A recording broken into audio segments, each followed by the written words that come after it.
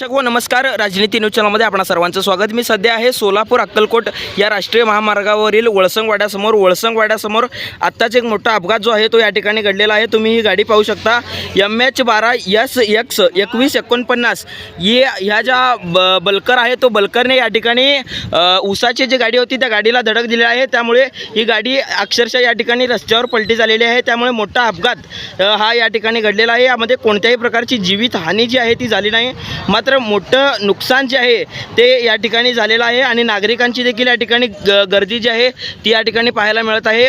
वाहतुकी खोळंबलेली आहे, अक्षरशः रॉंग साईडने या ठिकाणी मोठी वाहतूक ही सोलापूर अक्कलकोट या महामार्गावर या ठिकाणी चालू आहे। राजनीती न्यूज चॅनलच्या माध्यमातून आपण एक्सक्लुझिव्ह दृश्य या ठिकाणी दाखवत आहोत।